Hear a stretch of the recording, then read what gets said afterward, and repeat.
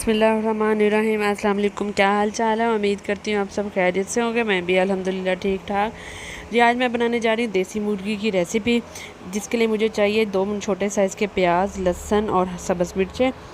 इसके अलावा हमें चाहिए अदरक लहसुन का पेस्ट।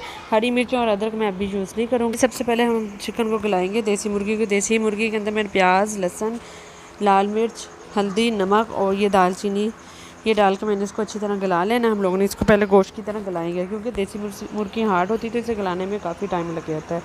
अब थोड़ा सा ये बड़ी इलायची भी डाल दी, थोड़ा सा पानी डाल के मैं इसे पकने के लिए रख दूँ। ये देखिए मेरा चिकन पक रहा है। इसमें मैंने तकरीबन पौना घंटा पकाया था, फिर जाके ये रेडी हुआ था भूनने के लिए।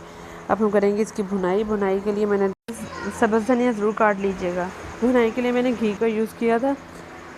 भूनते वक्त मैं इसमें काली मिर्च ऐड की थी और सूखा धनिया का पाउडर ऐड किया, ज़ीरा ऐड किया। ज़ीरा ऐड करने के बाद हम इससे अच्छी तरह भून लेंगे।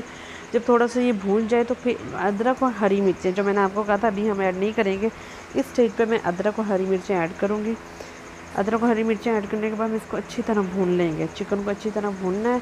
भूनने के बाद मैंने अलग साइड पे सॉस पैन में पानी गर्म किया, ताकि हमारा जो चिकन का सालन है वो जल्दी रेडी हो जाए, झटपट में तैयार हो जाए।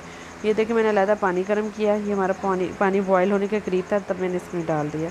डालने के बाद मैंने इसे पकाया है। पकाने के बाद ये देखें जी मेरी रेसिपी डन होगी सालन की। ये देखें लुक वाइज कितना ज़बरदस्त लग रहा है। देसी चिकन का वैसे शोरबा ही अच्छा लगता है। आप चाहें तो जिस तरह का आप पसंद करते हैं वैसे रख सकते हैं। इसके साथ मुझे इजाज़त दें। दुआओं में याद रखिएगा। मेरे चैनल को लाइक करें, सब्सक्राइब करें। अल्लाह हाफ़िज़।